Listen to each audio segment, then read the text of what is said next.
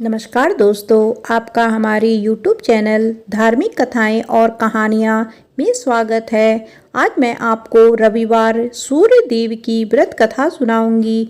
अगर आपको यह कथा अच्छी लगी तो आप वीडियो को लाइक, सब्सक्राइब और शेयर जरूर कीजिएगा। आइए सुनते हैं रविवार व्रत कथा। प्राचीन काल में एक बुढ़िया रहती थी। वह नियमित रूप से रविवार का व्रत करती। रविवार के दिन सूर्य उदय से पहले उठकर बुढ़िया स्नान आदि से निवृत्त होकर आंगन को गोबर से लीपकर स्वच्छ करती। उसके बाद सूर्य भगवान की पूजा करते हुए रविवार का व्रत कथा सुनकर सूर्य भगवान का भोग लगाकर दिन में एक समय भोजन करती। सूर्य भगवान की अनुकंपा से बुढ़िया को किसी भी प्रकार की चिंता व कष्ट नहीं था। धीरे धीरे उसका घर धन्य धान से भर गया। उस बुढ़िया को सुखी होते देख उसकी पड़ोसन उससे बुरी तरह जलने लगी। बुढ़िया ने कोई गाय नहीं पाल रखी थी, अतः वह अपनी पड़ोसन के आंगन में बंधी गाय का गोबर लाती थी। पड़ोसन ने कुछ सोचकर अपनी गाय को घर के भीतर बांध दिया। रविवार को गोबर ना मिलने से बुढ़िया अपना आंगन नहीं लीप सकी। आंगन नहीं लीप सकने के कारण उस बुढ़िया ने सूर्य भगवान को भोग नहीं लगाया और उस दिन स्वयं भी भोजन नहीं किया। सूर्यास्त होने पर बुढ़िया भूखी प्यासी हो सो गई। रात्रि में सूर्य भगवान ने उसे स्वप्न में दर्शन दिए और व्रत ना करने तथा उन्हें भोग ना लगाने का कारण पूछा। बुढ़िया ने बहुत ही करुणा स्वर में पड़ोसन के द्वारा घर के अंदर गाय बांधने और गोबर ना मिल पाने की बात कही। सूर्य भगवान ने अपनी अनन्य भक्त बुढ़िया की परेशानी का कारण जानकर उसके सब दुख दूर करते हुए कहा, हे माता, तुम प्रत्येक रविवार को मेरी पूजा और व्रत करती हो। मैं तुमसे अति प्रसन्न हूँ और तुम्हें ऐसी गाय प्रदान करता हूँ जो तुम्हारे घर आंगन को धन्य धान से भर देगी। तुम्हारी सभी मनोकामनाएं पूर्ण होगी। रविवार का व्रत करने वालों की मैं सभी इच्छाएं पूरी करता हूँ। मेरा व्रत करने व कथा सुनने से बाज स्त्रियों को पुत्र की प्राप्ति होती है। स्वप्न में उस बुढ़िया को ऐसा वरदान देकर सूर्य भगवान अंतर्ध्यान हो गए। प्रातःकाल सूर्य उदय से पूर्व उस बुढ़िया की आंख खुली तो वह अपने घर के आंगन में सुंदर गाय और बछड़े को देखकर हैरान हो गई। गाय को आंगन में बांधकर उसने जल्दी से उसे चारा खिलाया। पड़ोसन ने उस बुढ़िया के आंगन में बंधी सुंदर गाय और बछड़े को देखा तो वह उससे और अधिक जलने लगी। तभी गाय ने सोने का गोबर किया। गोबर को देखते ही पड़ोसन की आंखें फट गई।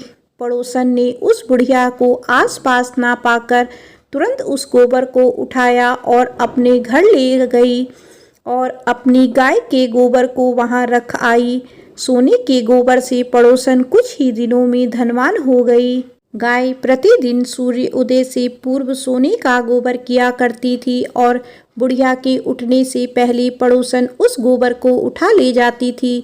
बहुत दिनों तक बुढ़िया को सोने के गोबर के बारे में कुछ पता ही नहीं चला। बुढ़िया पहले की तरह हर रविवार को भगवान सूर्य देव का व्रत करती रही और कथा सुनती रही।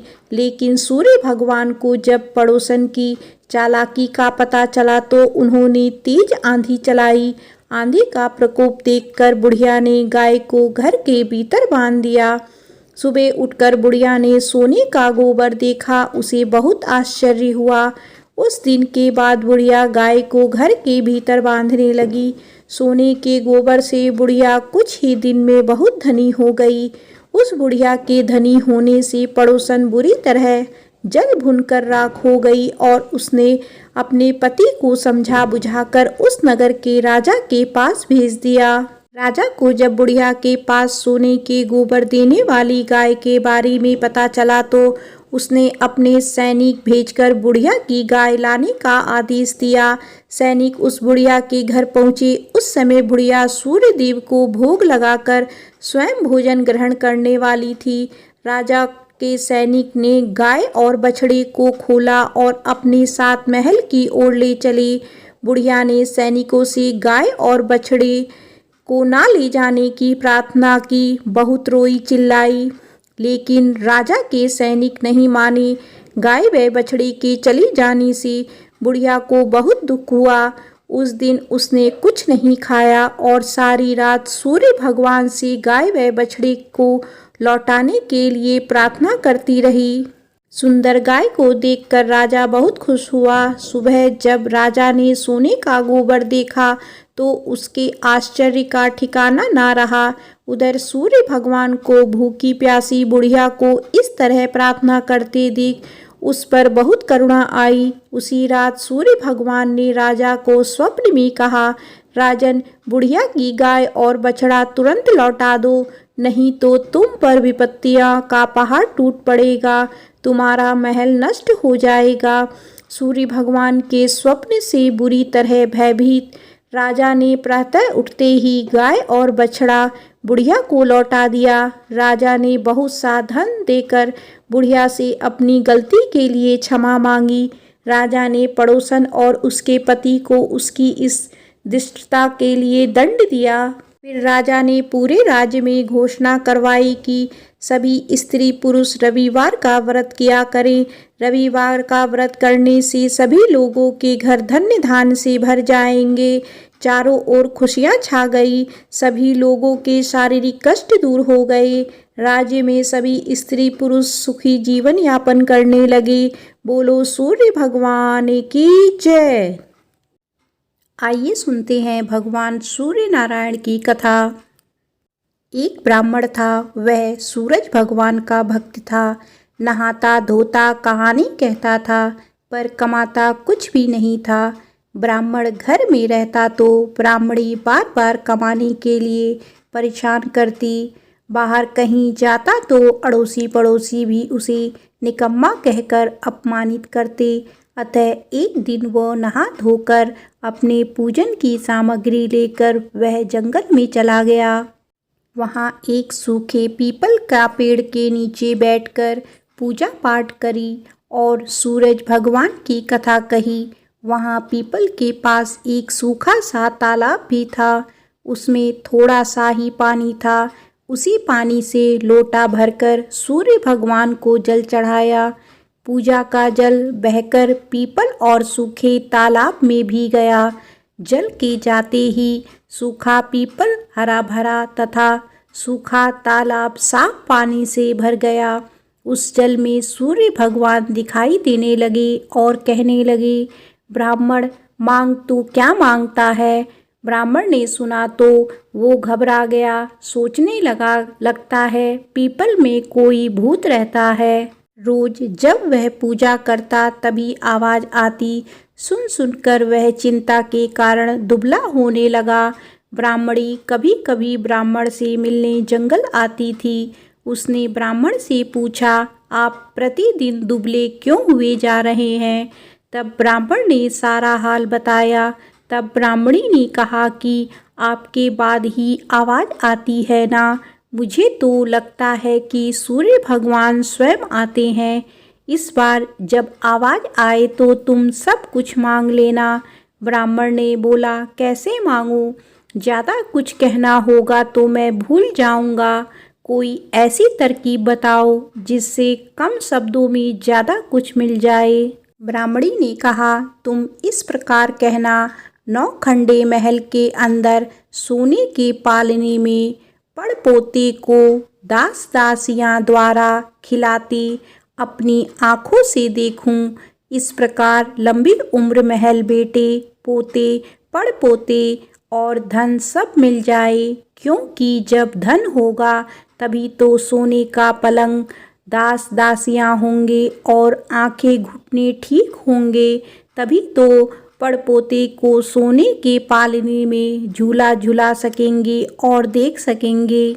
दूसरे दिन पूजा के बाद आवाज़ आई तो ब्राह्मण ने वैसा ही कहा जैसा ब्राह्मणी ने समझाया था। सूरज भगवान ने कहा, दिखने में तो भोला भाला लगता है, पर एक ही बार में सब मांग लिया। सूरज भगवान ने कहा, जा तेरी इच्छा पूरी होगी। ब्राह्मण जंगल से घर आया तो देखा कि उसकी टूटी हुई झोपड़ी की जगह एक नौखंडा महल खड़ा है। दास दासी आ जा रहे थे। ब्राह्मण ने उनसे कहा, यहाँ मेरी झोपड़ी और बूढ़ी ब्राह्मणी थी, कहाँ गई? उस समय महल की खिड़की से एक सुंदर औरत गहनों और सुंदर कपड़ों से सजी हुई बाहर आई और ब्राह्मण से बोली, आ जाओ, ये अपना ही घर है। सूरज भगवान ने तुम्हारी मनोकामना पूर्ण कर दी है। ब्राह्मण ने कहा, हम इतने धन का क्या करेंगे? ब्राह्मणी ने कहा, धन से क्या नहीं होता, दान पुण्य यज्ञ होम करेंगे। फिर ब्राह्मण ने वैसा ही किया। अब सब राजा की जगह ब्राह्मण का गुणगान करने लगे। राजा ने यह सब सुनकर ब्राह्मण को बुलाया और पूछा, कल तक तो आपको खाना भी नहीं मिलता था, आज ये धन कहाँ से आ गया? कहाँ से चोरी डाका डाला? ब्राह्मण ने कहा कि यह सब तो सूर्य भगवान की कृपा है और सारी कहानी राजा को बता दी। राजा ने कहा, मेरे पुत्र नहीं है तो मुझे क्या करना चाहिए? ब्राह्मण ने राजा को सूर्य भगवान की पूजा की विधि बताई। राजा ने वैसा ही किया जो उसके पुत्र हो गया। सब लोग सूर्य भगवान की जय जय बोलने लगे। हे सूर्य भगवान, जैसा ब्राह्मण और राजा की मनोकामना पूर्ण की, वैसी सबकी करना। कहानी कहने वाले की, कहानी सुनने वालों की, सबकी मनोकामना पूर्ण करना। बोलो सूर्य भगवान की जय। आइए सुनते हैं सूरज भगवान की रोट के व्रत वाली कहानी। किसी गांव में एक माँ और उसकी बेटी दोनों सूरज जी की व्रत किया करती थी। एक बार सूरज जी के व्रत वाले दिन माँ ने बेटी से कहा, मैं पानी लेने जा रही हूँ, तू 2 रोट बना कर रख लेना। एक छोटा और एक बड़ा रोट बनाना जो हम पूरा खा सकें, क्योंकि रोट को जूठा नहीं छोड़ते। रोट के आटे में नमक मत डालना, यह अलुना होता है। माँ पानी भरने चली गई और बेटी रोट बनाने लगी। तभी सूरज भगवान एक साधु बाबा का वेश बनाकर वहाँ आए और भिक्षा मांगने लगे। लड़की ने कहा, मेरी माँ का रोट तो बन गया है, पर मेरा रोट बनेगा, उसमें से आपको दूंगी। बाबा ने कहा, जो रोट बन चुका है उसी में से दे दो, नहीं तो मैं जा रहा हूँ। लड़की ने माँ के रोट में से टुकड़ा तोड़ कर दे दिया। जब माँ वापस आई तो बहुत नाराज हुई और बोली, हे लड़की, मेरी रोटी का टुकड़ा दे दिया, मेरी रोटी मुझे साबुत दे। वह लड़की को मारने लगी। लड़की डर कर जंगल में भाग गई और एक पेड़ पर चढ़कर बैठ गई। सूरज भगवान ने सोचा, बेचारी लड़की को मेरे कारण घर से निकलना पड़ा, इसीलिए इसकी रक्षा मुझे ही करनी पड़ेगी। सूरज भगवान रोज उसके लिए चूरमे का एक लड्डू और 1 लोटा पानी भेज देते थे। लड़की मज़े से खा पी लेती थी और बैठी रहती थी। एक दिन एक राजा शिकार करते हुए उधर से निकले। थकान मिटाने के लिए उसी पेड़ के नीचे आराम करने रुके। राजा ने अपने सेवकों से कहा, प्यास से जान निकली जा रही है, चुल्लू भर पानी मिल जाता तो प्राण बच जाते। पेड़ पर बैठी लड़की ने यह सुना तो उसने चुल्लू भर पानी डाल दिया। राजा ने पानी पी लिया। राजा ने कहा, अरे सेवक, आधी जान तो बच गई, एक चुल्लू पानी और मिल जाए तो आधी जान और बच जाएगी। लड़की ने फिर एक चुल्लू पानी डाल दिया। राजा ने पी लिया। राजा को आश्चर्य हुआ। उसने सेवक से कहा, ऊपर अवश्य कोई है, तू ऊपर चढ़ और देख कौन है। सेवक ऊपर चढ़ा तो उसे लड़की मिली। लड़की ने सेवक से कहा, भैया, तुम ये स्वादिष्ट लड्डू खा लो और पानी पी लो, पर राजा को मेरे बारे में मत बताना। कह देना कि ऊपर कोई नहीं है, पता नहीं राजा मेरे साथ कैसा व्यवहार करेंगे।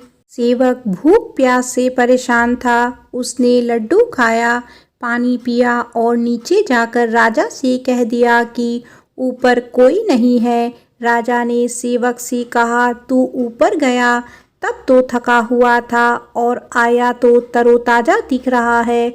नहाया और खाया हुआ मनुष्य छिपता नहीं है। मुझे शक हो रहा है, मैं खुद ऊपर जाकर देखता हूँ। राजा पेड़ पर चढ़ा, वहाँ सुंदर सी ब्राह्मण कन्या को पाया। राजा ने कहा, डरो नहीं, तुम बहुत सुंदर हो, मेरे साथ चलो, मैं तुमसे विवाह करना चाहता हूँ। लड़की राजा के साथ चली गई।